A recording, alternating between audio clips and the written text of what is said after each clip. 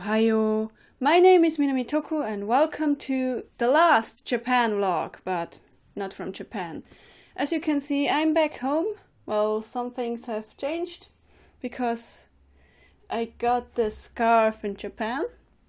I just decided to put it up here because it's designed after one of my favorite heroes, but more on that later. The reason I'm making this vlog is I just want to talk about my experiences in Japan, because from the little vlogs I don't think you could get much of that interaction because I was busy traveling and I didn't upload like on a constant schedule, which I realized vlogging is hard, by the way. I was like, oh yeah, let's just take some pictures and videos and just throw them together. Works out. Yeah. Where it works out, no? Well, I was constantly on the road, like going somewhere, meeting friends, or just staying in front, or sitting in front of my computer, just making those vlogs. And I don't know, it stressed me a little out at first, but I think I got more or less comfortable with it. The only thing I didn't feel comfortable at all is like just walking through the street with a camera in front of my face and just talking. That just feels weird, and I didn't do it at all. Yeah, so what did I do? I was away 3 weeks. Well, you probably noticed that because there were almost no videos coming, and the ones that did were mostly from Japan. So I was there, and the day I arrived, like, I actually arrived 4 hours late. Good God, that was a pain in the butt. I had to wait almost 6 hours in total at the airport just for a plane to like be ready to take off, because like you need to be early there on the airport for like 2 hours, I think. And yeah, I got the message like an hour before I left home about that the flight might be late, but I would still need to check in at the appropriate time, so I couldn't just like wait for another 3 hours. Oh yeah, the flight isn't happening for another 3 hours, I could just wait at home. No, you can't do that, because like, first of all, you're not gonna know when the flight is actually going to leave, and second of all, if it leaves without you and you were too late for some reason, you still have to pay it and find another flight there. So yeah, in total I waited about 6 hours at the airport, and well, could be worse, because I actually enjoyed the scenery of all the people stressing out. I was like, yeah, I got free food, I got free drinks, well, what else? Give me more stuff. Yeah, that was quite fun. So, yeah, and because I'm not the type to sleep in an airplane, yeah, well, I was pretty sleep deprived when I arrived in Japan. Well, I think I slept for about an hour, maybe, because I was listening to music, or precisely Natewantstobattle's album Sancastle Kingdoms. I don't know why, but I just listened to that. It made me feel comfortable, and I just slept for about an hour. So, good thing there. If you can't sleep, listen to that album, I guess. And yeah, because I just worked until the day before I was actually leaving. I had to pack my stuff in the middle of the night, which left me pretty sleep deprived from the beginning. Then I couldn't sleep for another night. And when I arrived, I just went to the youth hostel, put my baggage there, put everything in there, and went out with friends, because they had a huge number of people coming from the circle, and they all met. I think there were like 60 people or something, like from way early in the circle history, like from 30 years ago to now. And there were like 60 people there, I think, and yeah, we had fun times. I was so glad I could finally speak again with some of them. because I couldn't speak with all of them. Yeah, that still breaks my heart a little, but nevertheless it was fun to see at least some faces in the distance and know they were doing fine because they were laughing and telling stories and stuff, and it was just so much fun being there. But thing is, we went for, well, karaoke afterwards. Well, I'm not a great fan of karaoke, but so someone like sang some songs with me, so I was fine. And they, I don't know, they kind of understood. But because we went for all night karaoke, guess what? Yeah, I didn't sleep again. Well, I slept for maybe an hour, I don't know, because I just can't sleep when there's other people around, like doing stuff. I don't know why. So, well, I didn't sleep almost any healthy amount and during my first 3 days there. So I was just crashed, and what was it, Monday or Tuesday? I was just crashed and spent the whole time like sleeping, but I heard that it was raining outside pretty strong, so I didn't miss anything technically, which I'm glad for. So what else did I do? Yeah, I went to Kyoto. You probably got that from the vlogs. And an awesome time there with all the people there too. I went to Tsukiji Fish Market, which was still back in Tokyo. You probably saw that video too. And while being in Kyoto, I also went to see the Biwa Lake, the biggest lake of Japan. Wow, just wow. Also, I didn't show it in the vlog back then, but there were like other people doing barbecue, like right beside us, and they helped us out so much.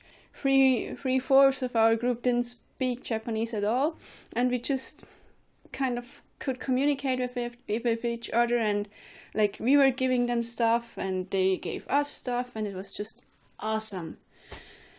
But yeah, I couldn't swim because I forgot my swimming suit. As always. I forget, always there's something I forget about, and that time it was a swimming suit. Yeah. Crap happens, right? So, that was about my trip to Japan. A lot of things happened those 3 weeks, and I've been here for about a week. Yeah. I'm recording this video actually at around the same time I arrived here a week before. Good.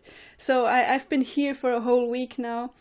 I've been accustomed, well, I've had no problems to accustom myself back here. Usually there's a huge problem with that, because I just keep speaking random Japanese to some people who don't understand Japanese, and then they look at me like if I was an alien. Then I have to apologize because I didn't realize that I was speaking Japanese, and yeah.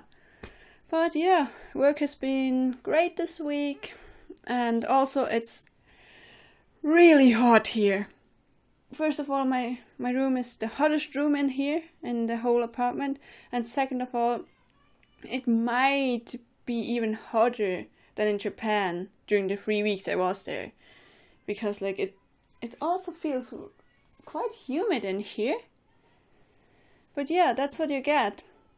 You get half of the time shit weather in Japan, and you come back and you have a blast of weather here.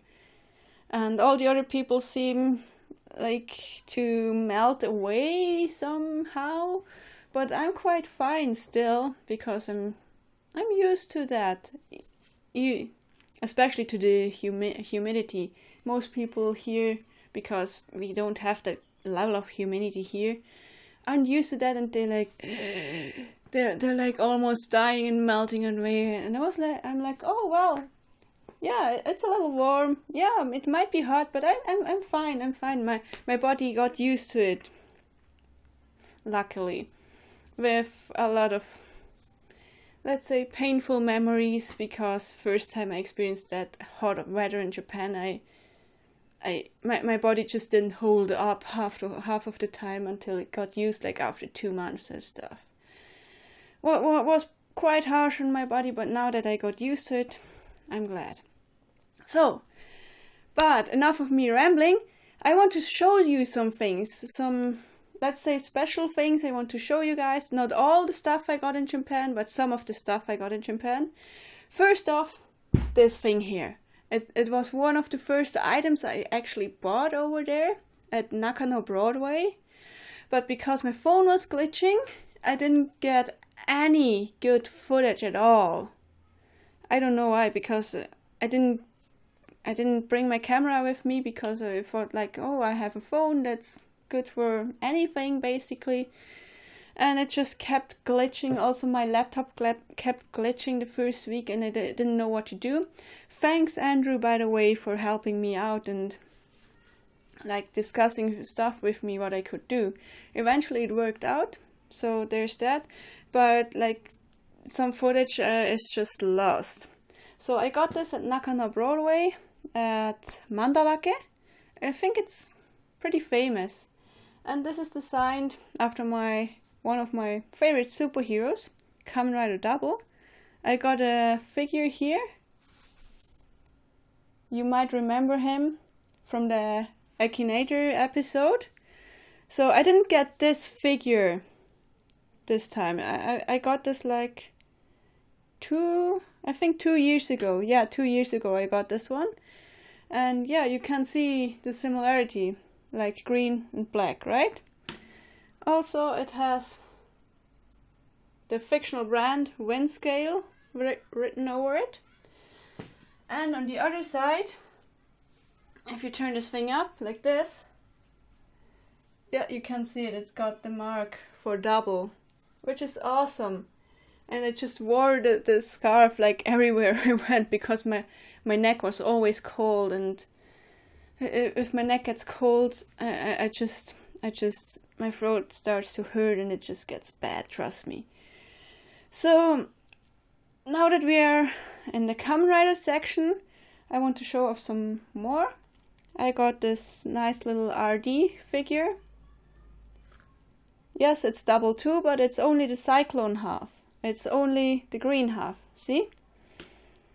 So 3 years ago, one of my seniors gave me such a figure as a parting gift. Let me get it real quick. So the figure I was talking about was this one. It's also a tiny one, and I received this one from my senior. And then I saw this one, and I was like, oh, now they can be together. And yeah, the colors in this one aren't too bright, but I still like it, because it's a precious memento I got from a senior I had a good connection to, and she was just a great person overall.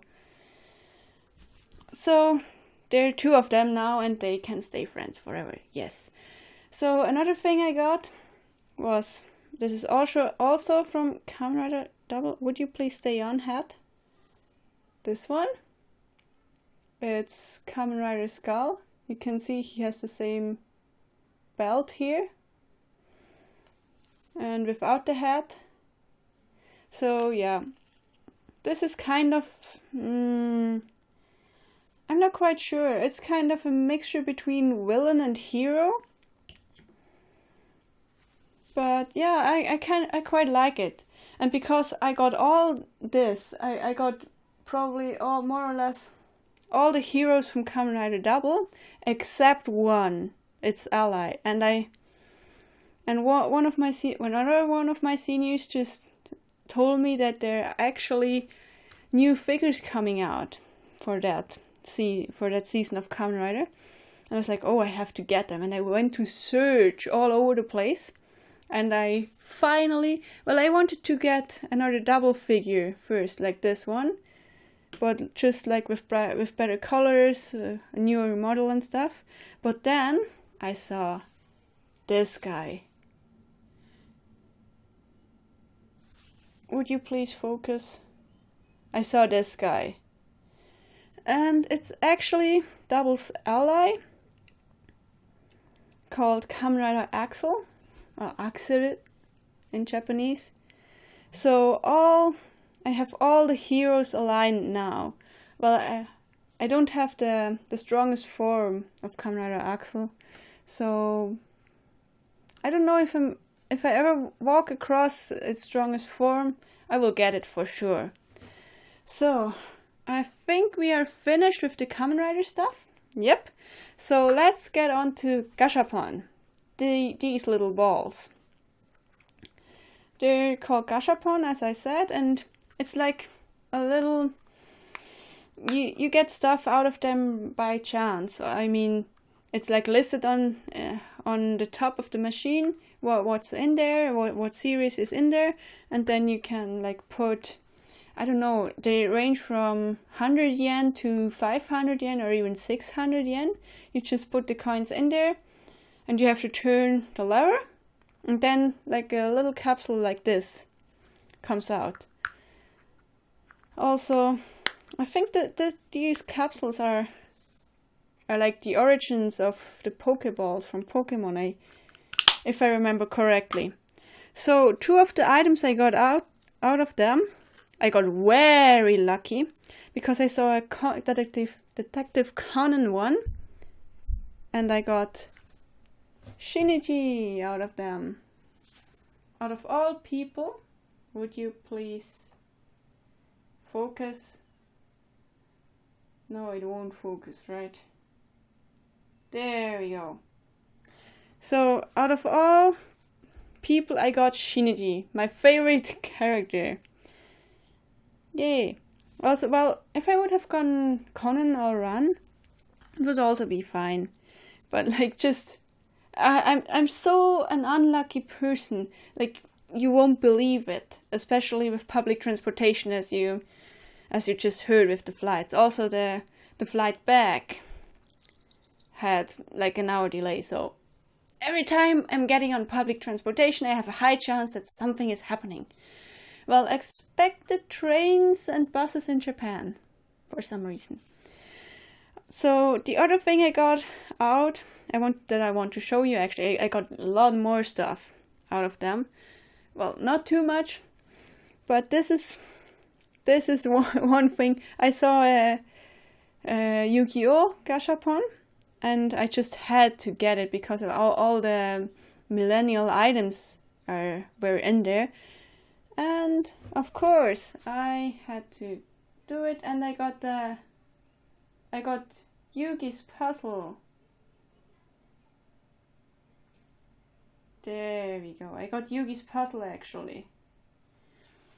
Which I'm very proud of. I wanted one of those since I was like 10 years old, and I finally got one. Whee! And for the Attack on Titan fans of you, I got Mikasa. And I got Levi. They aren't the ones of those Gashapon things, but just like you had to pay like 500 yen or something, and then you could just draw a piece of paper, and then it was written on it what you would get, or which category of prizes you would get. And I was lucky enough to go to places that still had those 2 characters. So overall in Japan I was lucky and unlucky at the same time, let's just say that. Also, one of my most favorite things, a sleeping Mew. It's so cute. I got this thing at Akihabara, I guess. Yeah, Akiba. And they sold like second-hand items, and I saw this thing for like 900 yen, which makes about $9, more or less. And those things are normally pretty expensive, so I just had to get it. Also, you can hang it up like this. So, fly out of the corner there. And I guess, yep, the last thing I want to show you, oh gosh, this video is already too long, but I got this one. It's called Daigyakkuten Saiban. You might know Ace Attorney, right? And it's that famous game. Well, not that famous in the West, but it's like when in which time period does it play actually?